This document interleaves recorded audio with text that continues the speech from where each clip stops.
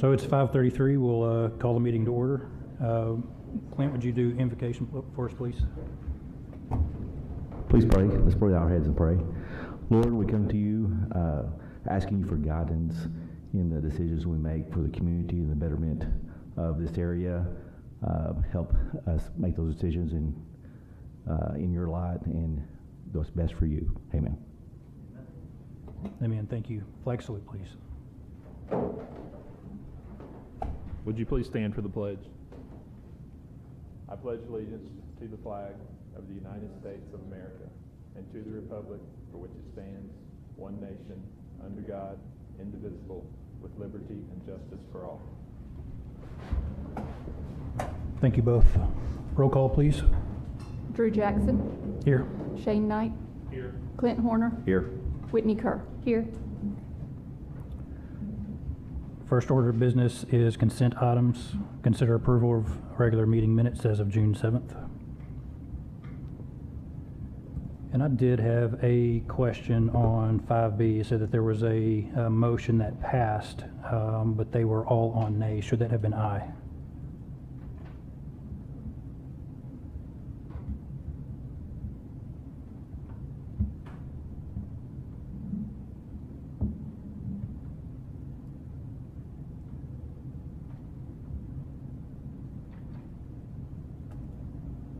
I'll make a motion to approve with that correction. Have a motion. Do we have a second? I'll second. Call for a vote, please.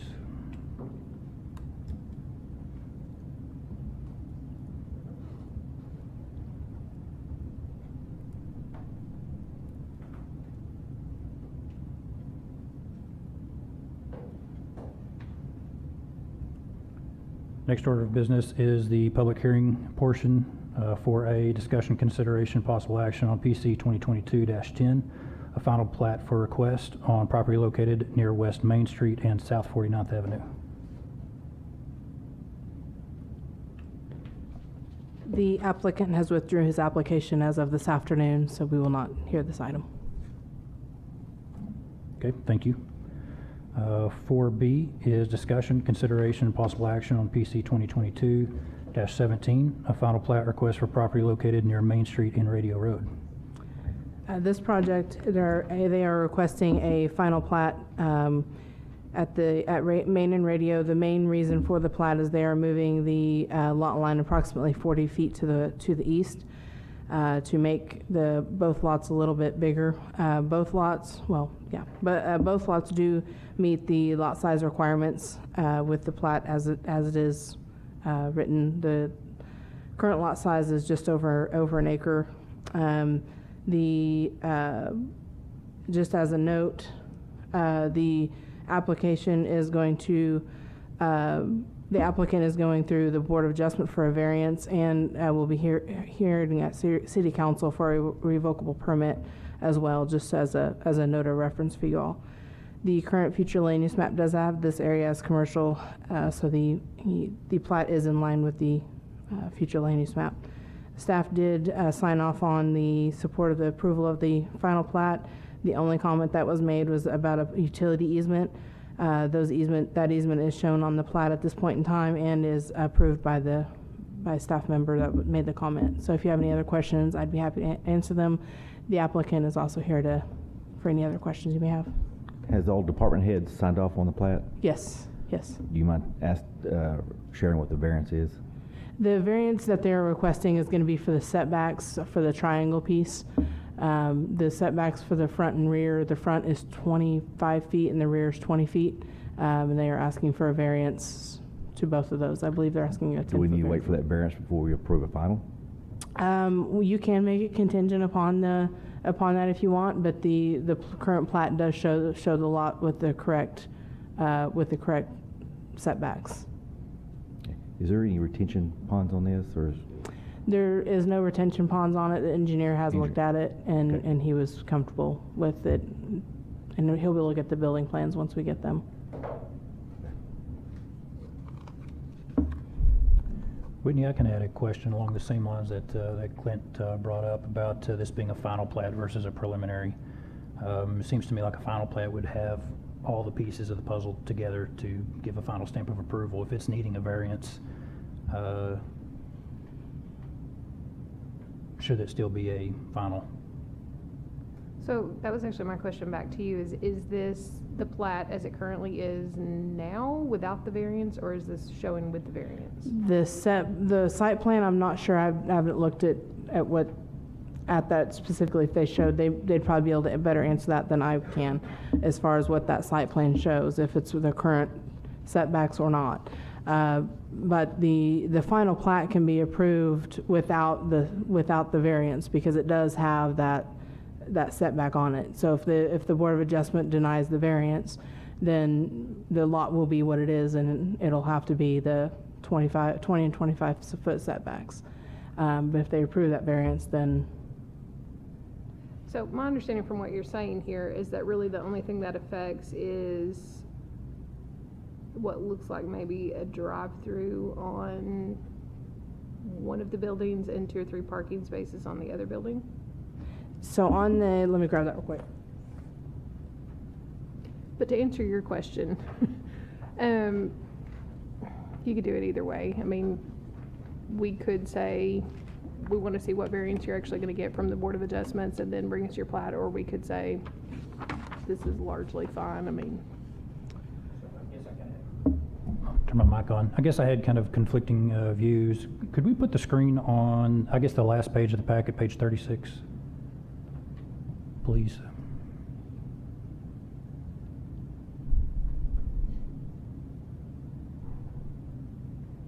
And if we could zoom in on that drawing. So as I understand it, this is the proposed, since there is not an existing plat. Correct. And this has met all the requirements that we have. So we have, I guess, we have the information needed to approve a plat, but had the plat needed a variance itself, so not for the use, but for the lots, we might need the variance first. But since this, I guess, is conforming, maybe we don't. Correct. The lots, the way they are as on the final plat as it is, are conforming lots. And to answer your question, the part of variance is only on that triangle piece to the west, and it would only, looking at the drawing, it would affect the back side of the building, and then most likely the front side of where that is, because the parking is anticipated to be in that right-of-way area off of Main Street.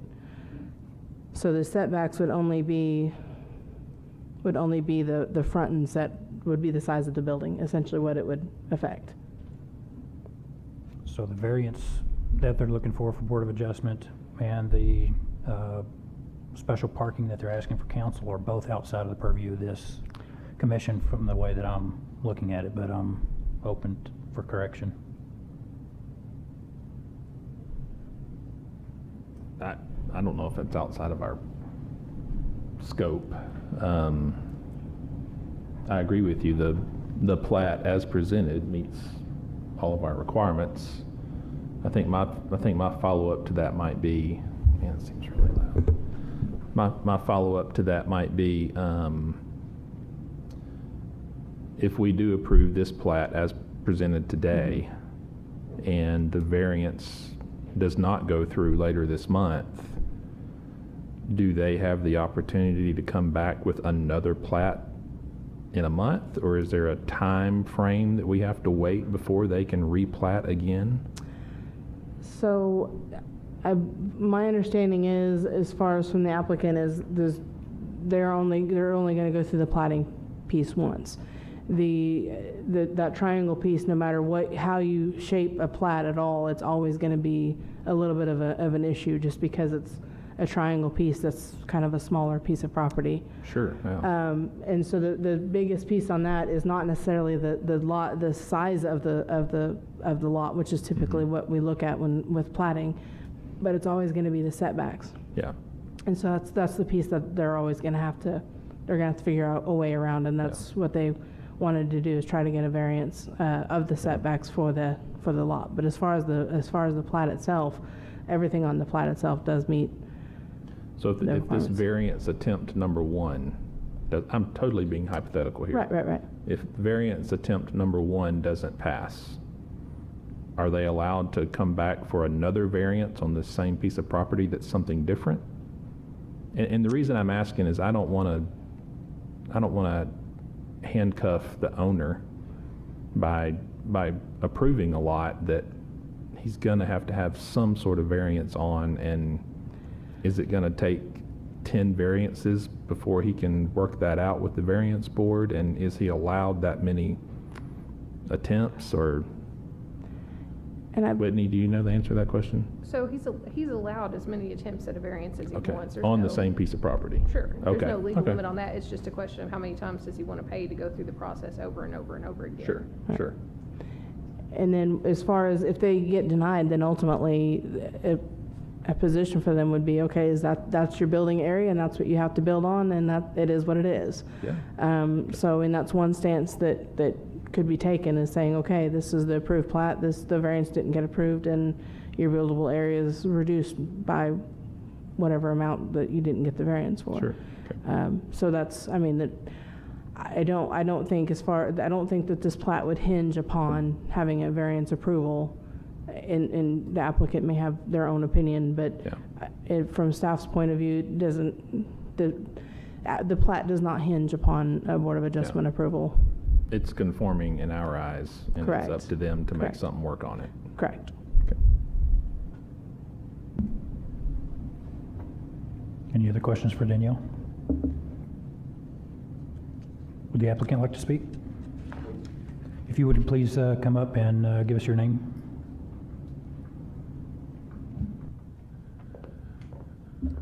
Thank you for your time, Commissioners. My name is Steve Harriman.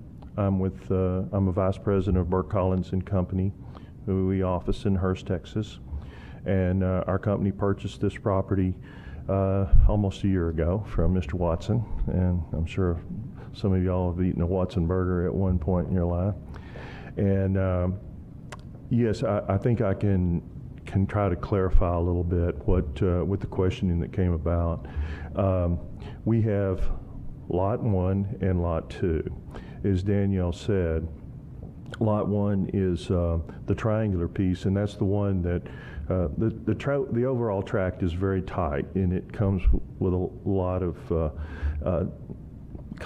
confines to it, for a better use of a word. And so what we have designed is Lot 2, which is the larger lot, and that meant we moved the plat line, the boundary line in the middle, to facilitate our two uses. And what we have as a use is, on Lot 2, is HTO. If you've heard of or possibly visited one of their restaurants, the closest one may be in Ardmore at this point. But tonight I have with me our architect, who is Randy Foster. Randy, raise your hand. And the owners of HTO, Tommy Dove and Amber Dove.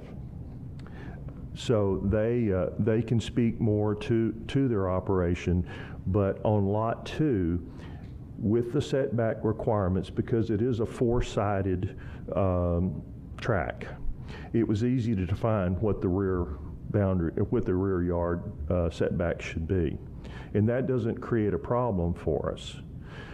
Where the real variance that we'll be looking for is on Lot 1. And that is a building that we have designed, and we have some elevations and site plans for you that describe two tenants. As you know, we've had 3 tenants there for a long time that had month-to-month leases with Mr. Watson before we purchased the property. And we've been working with those 3 tenants to work so that they could find another spot in the city, and they have. All 3 of them have.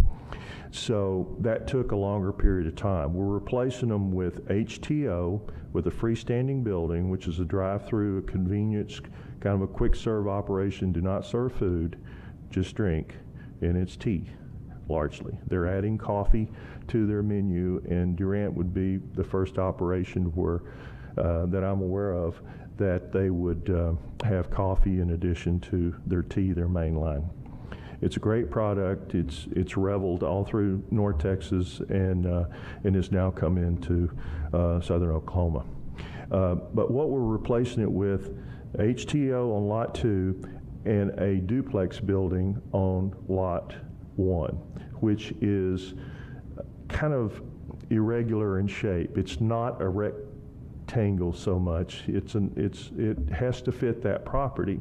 And one of the reasons that we're here before you to talk about this is that we do have to go for a variance because it was determined recently, and I think the city attorney had an opinion about it, that it's triangular, so we didn't think it really had a rear setback because it's not a rectangle. So we learned that that's what we were going to have to abide by, was the fact that instead of a 10-foot setback that we'd been working on, now we had to abide by a 20-foot setback on the northern boundary line, which backs up to Chili's, Harbor Freight, etc. So what we have designed is a building that has T-Mobile as the anchor tenant, and the other tenant is Sports Clips. So what we're trying to do is salvage that 3,400 square foot building in our variance. If we do not get our variance, we would be destined to only have one tenant, being T-Mobile. And giving the overhead of the property, the economics of the property, it benefits us greatly, and we actually get to our goal of economic-wise for the property paying for itself by having two tenants on Lot 1 in that building. By going through with the final plat this evening, we don't have the same restrictions on Lot 2, and by virtue of approval of the final plat, in addition to next week appearing before City Council, that if we had full approval, then Mr. Dove and his operation of HTO could go ahead and start seeking a building permit to start on Lot 2. That's our goal, is get him. He's been chomping at the bit for 6 months now, 4 or 5 months, waiting on us to get things finalized, and he's ready to go. And then we're in hopes that when we went before the Board of Adjustment, that they will consider the fact that our variance for a setback on the northern boundary line of 10 foot would give strong consideration in allowing us to have two tenants that generate more sales tax. In tune, we don't feel like, given those are commercial properties that are located behind us to the north of us, that we will not have any access onto those properties. It will basically be the rear of so we're not asking to pass over into their parking field and eat up any of their parking. All of our parking will be in the front of the building, both buildings facing Main Street, or possibly Radio Road for HTO. So I don't know if that helps you or not, but that maybe clarifies what Danielle was trying to say. We're trying to get Lot 2 to where it's in its final stages next week, if you choose to recommend passing the plat tonight, approving the plat. So, and then we'll deal with the other items July 28th or whenever the Board of Adjustment, and hopefully we'll have good luck and they'll see the fortunes of us doing that. Because at this point, we're taking 3 small local credit tenants who are great for the community, and we're replacing them with 3 national tenants that sales tax wise, we probably at least 3 times, if not 4 times, the amount of sales tax will be generated. Also, we're bringing more national tenants to Durant, and when you bring more national tenants, obviously others follow. And just the example of T-Mobile, I think now if you go purchase a cell phone from T-Mobile, or I may be wrong, but or any accessory, you have to go all the way to Sherman. And so we're trying to see if we can give Durant a pure destination for some of these national tenants. And the old rule is if you get one or two, the rest of them will start to look at it more strongly. Does that clarify kind of what our goal is and why we're doing this the way we're doing it with the final plat?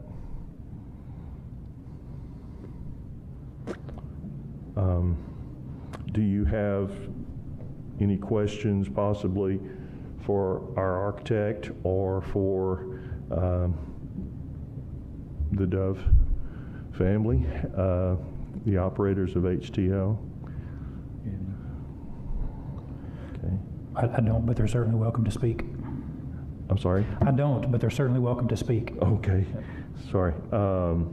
Or if that addresses your questions, I'm happy to if there's any others that you happen to have, I'll be happy to return to the podium. Thank you. All right, thank you.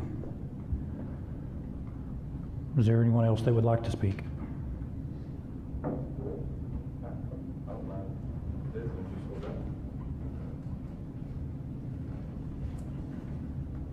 My name's Tommy Dove. Of course, we have the HTO, we don't own franchise or anything, but we're just a franchisee in Ardmore, and we've got about 7 more that we're building as a construction company for other places in Texas and Oklahoma. But I just wanted to share with you just a little bit about the store. Do any of you already know about it, or?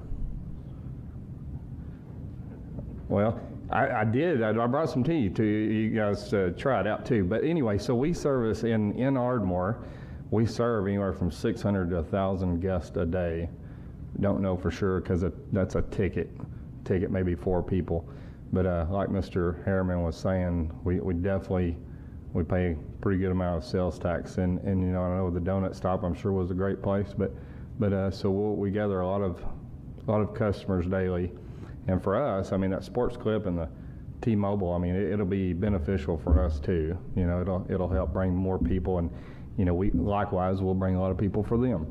And so I think we've been nearly a year really on this, that we've been looking here in Durant.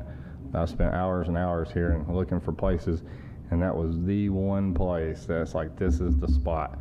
So we've been waiting patiently for that spot. But anyway, so we're happy to maybe move forward and get in there, and hopefully all goes well. Thank you. Very good, thank you. I did want to say one thing. My name is Randy Foster. I'm like Mr. Harriman introduced me. I'm the architect that's done several HTOs around the area, and I think Mr. Harriman did a great job in explaining what we're doing with the overall both lot 1 and 2. But the main purpose of shifting that property line that was between them is that lot 1, the triangular lot, was actually smaller than what was allowed by ordinance. And so by shifting that in the master plan that we're working on, we'll actually omit 2 of the existing drives off of Main Street and combine it into one drive, so to help limit the traffic onto Main Street. And then even on Radio Road, that whole east side of the existing site is all one big drive and parking and everything. We're going to reduce that, give some green area, and do a drive up to the northeast corner, so it's further away from the traffic light, so you can get more stack space on your traffic pattern off of Radio Road that's heading south. So I just wanted to add that by shifting demising the property line in between the 2 properties, we're enlarging the triangular lot, which we're trying to help Mr. Harriman and his company make it more buildable. And then, but because the HTO site didn't need all that land, they're going to share the drive in between the 2. And so it makes it more efficient both for the ingress and egress of traffic and even the stacking on Radio Road and everything. So I just kind of wanted to give an overall picture of why we actually wanted to shift the property line. So, and then we'll deal with the variances once we get there, and because just by reducing the front yard setback on Main Street and the rear yard on the north property line, we actually increased the buildable area over 55% of what the current space allows, so which will get us only a 3,400 square foot building. But anyway, that's all I had, but I don't know if y'all had any questions for me or. I have one Yes, question. Thank you for moving those drives, first of all. I Oh. was very happy to see that Yeah. those were moved away from the intersection and reduced. And this may be a question that Danielle has to answer also. So is it a possibility to connect the drive that's running north and south on their proposed site plan into the Chicken Express lot behind it? And I'm only gonna, and you may just say, heck no, but I'm thinking about how, I'm thinking about west of town where the Loves got built. And those parking lots are not connected. And so we have all these driveways off of Highway 70 right there by that stoplight, which is a mess. Is there a way that we could possibly connect this north-south Can I drive? just make Let me one? answer You that. can, Let me and answer I that. will say this just to start it off with, it was actually attempted. Okay, I figured So, it may and I have will let been. him, Yeah. I will let him complete that, but it was attempted. Yeah, well, we dealt with the cross-access agreement, and, one that we were worried about a shortcut, because it's just such a small little lot piece. So we were worried of shortcut with that added traffic onto our drive, and, we don't benefit that much for the connection, but and as we approach the revocable permit, it will be the one that affects the parking on both of these lots. Yeah. And so if we don't get that, then we might actually pursue a cross-access agreement just so we can share parking. But I know Mr. Harriman approached, I went blank on the chicken place. You just named it. But Chicken Express. Chicken Express, Yeah. thank you. But I know we approached them, and they were, and I don't remember if we actually got the letter or not from them. We got it from Chili's, but so I don't know, how much negotiation would take for that. Right now, we've got the double dumpsters that are shared between the Lot 1 and Lot 2 in that location. Well, it at least looks like it could be a possibility someday. Yeah, With the way and that it could it's be. been set up. So Mhm. I was just hoping that might be a possibility. But I Yeah. know some tenants are not as amicable to those I think things. so- Whitney had a comment about that. Danielle pretty well answered it. I was just gonna say, sweet Jesus, from a legal perspective, stop yourself, stop yourself. Okay. That's a big old mess, but they've answered it, so. Okay. I can elaborate a little bit on what Randy said. We did approach the owners of the Harbor Freight, the furniture store, that center. It was hard to chase them down. Started in Lubbock, I went to Idalou, and then I ended up in Highland Park, Texas. In no case would they ever really respond. I probably tried 7 or 8 times, and that was just on another pursuit. That property is being offered for purchase currently, and I think the current property owners do not want to do anything to in any way cause a problem with a other purchaser. So it may be a situation that once it does change hands, maybe we have someone who would cooperate a little bit more and see the merits of it. But when I opened up the subject with the real estate broker several months ago about cross-access, they said, well, how much do you want it for? So that's been kind of, so we tried, and we've tried to cooperate with them, but they've been really, they just haven't responded officially in any form or fashion. Mrs. Neves with the Chili's, she's been nice to work with. Yeah.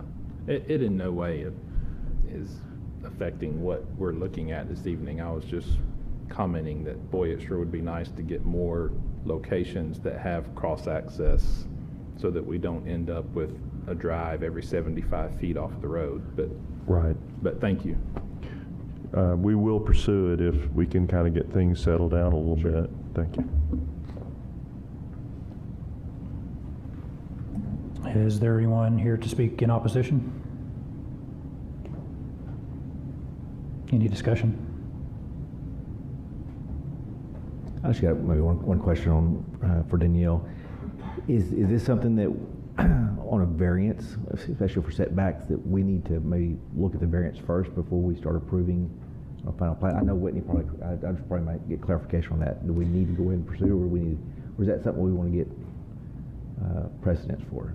So on for this particular plat, the final plat does meet, as presented, does meet all the requirements, so it does not need a variance. The only reason that they are asking for a variance is because of the buildable area for the two tenants that they are wanting on the triangle piece. However, they stated that if they don't get that variance, then they'll deal with the lot as is, and they'll just have the one tenant in there. So it's still a buildable lot either way. So they don't need the variance to have the final plat being approved. So the final plat is its own thing, and it does meet all the requirements for lot size, setbacks, and all that. Does that answer your question? Okay.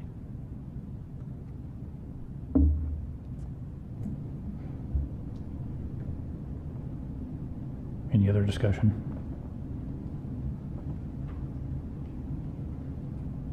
Do we have a motion?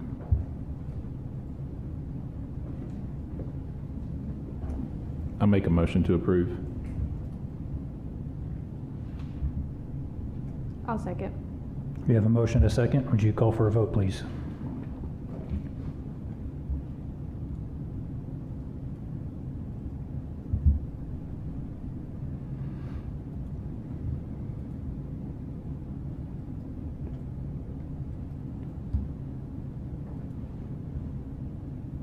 Motion passes.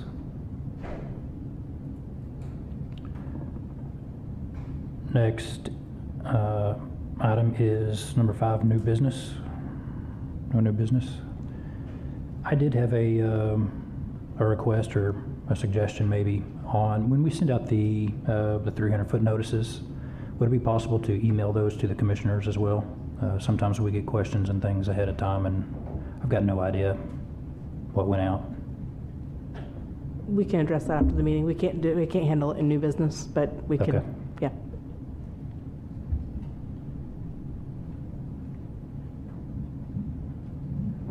Motion to adjourn. I'll make a motion to adjourn. Second. Call for a vote, please.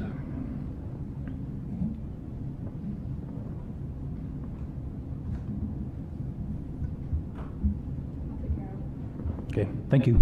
Appreciate it.